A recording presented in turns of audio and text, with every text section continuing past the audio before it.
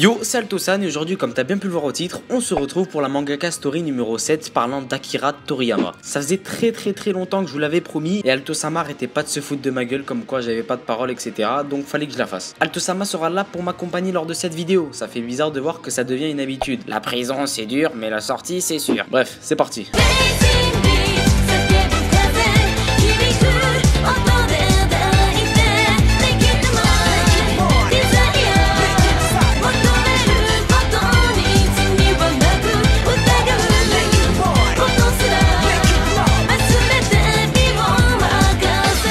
S'il y a bien un auteur qui est cultissimement culte, célèbrement célèbre, c'est Akira Toriyama. Il a créé un des mangas les plus connus sur le globe terrestre, le gars. Cependant, c'est à ça que sert une mangaka story. L'histoire d'Akira Toriyama ne s'arrête pas à Dragon Ball, Dr Slump ou encore Jaco Cité Show. Sa carrière a connu des tas de choses que l'on va voir dès maintenant. Et avant de s'attarder à son histoire, on n'oublie pas les bonnes habitudes. DJ, montre-moi ce qu'il a dans le ventre, notre pote Akira.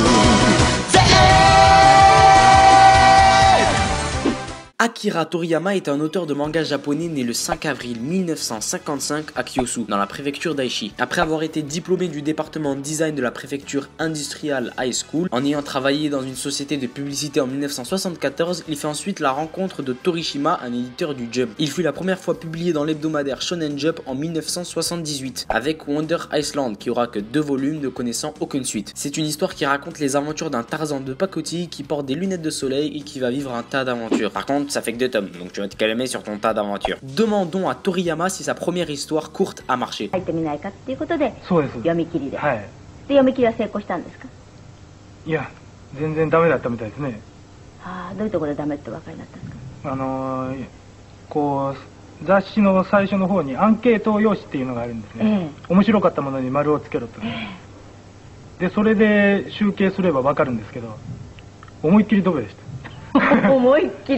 Après ça, elle a continué à faire des histoires qui ont toutes été refusées les unes après les autres pendant un an. Genre pendant un an, il arrêtait pas de lâcher des histoires, elles se faisaient toutes recales. Il faut savoir que Toriyama n'est pas quelqu'un qui depuis tout petit voulait faire du manga. Il affirme que petit il dessinait limite à peine plus que les personnes normales et qu'il n'a commencé à calculer les mangas que très tardivement. Ce moment-là où toutes ces histoires se faisaient refouler a été un moment très dur de sa vie, car n'étant pas publié dans le Jump, il était au chômage. Il demandait à sa mère de l'argent pour aller juste au café ou acheter des cigarettes. C'était clairement la crise. Mais il n'a pas arrêté de dessiner et c'est grâce à ça qu'il a évolué fortement. Il avait à cette époque plus de 500 dessins. Dès qu'il dessinait une histoire et qu'elle se faisait refouler, détestant la défaite, il se concentrait directement sur la prochaine. Toriyama est réellement un acharné de la vie. Dès qu'il voulait par exemple une voiture, un cheval ou des oiseaux, en fait il dessinait des centaines de fois la voiture, le cheval ou l'oiseau de ses rêves sur papier, jusqu'à que sa femme en ait marre de tous ses dessins parce qu'il y en avait vraiment beaucoup. Le mec c'est un fou. Je sais pas moi, tu veux demain une PS4, tu vas prendre je sais pas moi 500 pages et tu vas la dessiner dans des angles différents coloris. Ça frôle la maladie mentale. De 1980 à 1984, il goûte à la célébrité avec la publication hebdomadaire de Dr Slump, pour laquelle il remporte le prix Shogakukan en 1982 dans la catégorie Shonen. La première édition s'est vendue à 1 900 000 exemplaires. Il était classé parmi les 35 personnes les plus riches du Japon, tout métier confondu. La revanche d'une vie, et alors que Dragon Ball n'est même pas sorti. Je suis sûr quand il rentrait dans sa banque, il était comme notre pote Salvatore, il était comme ça.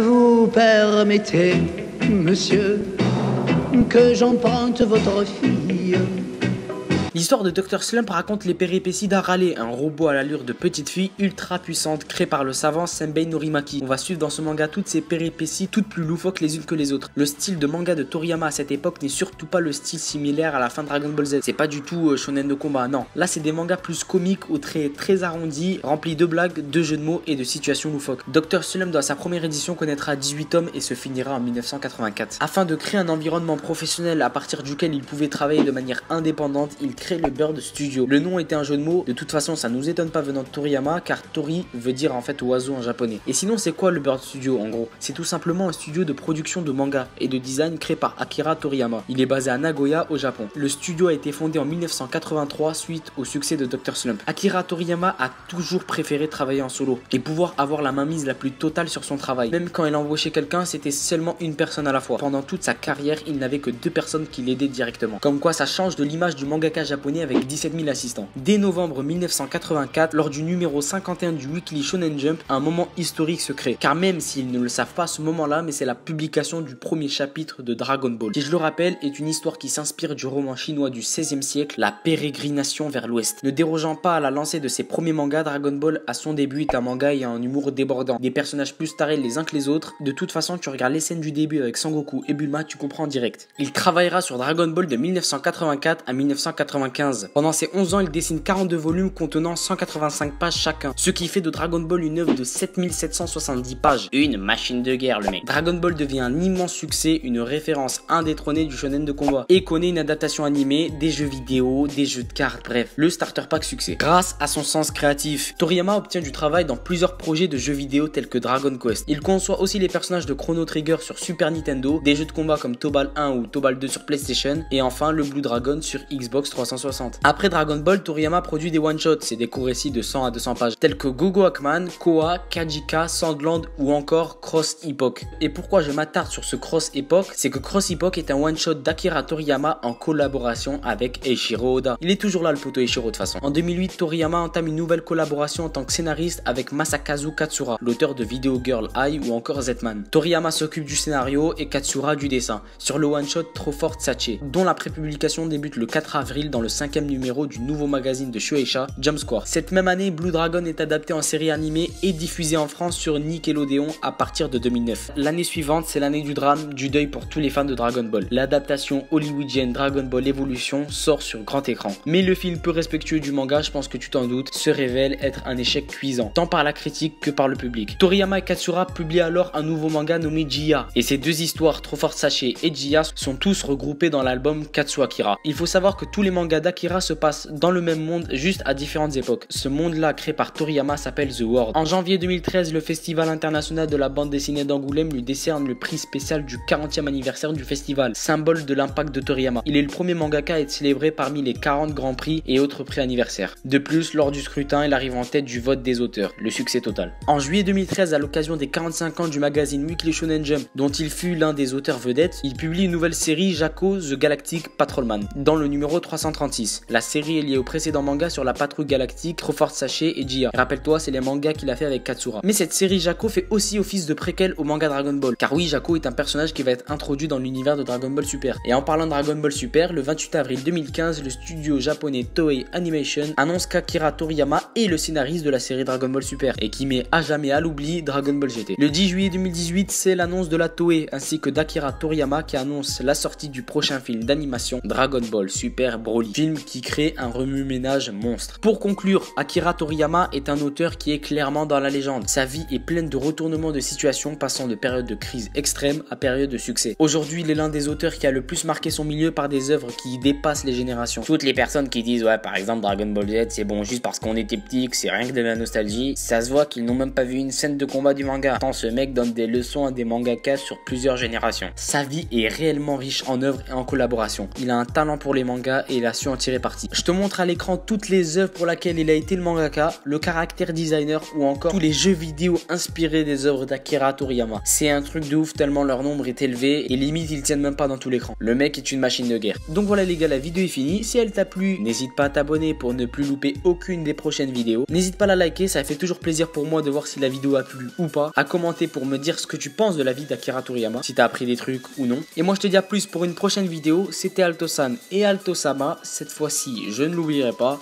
Ciao.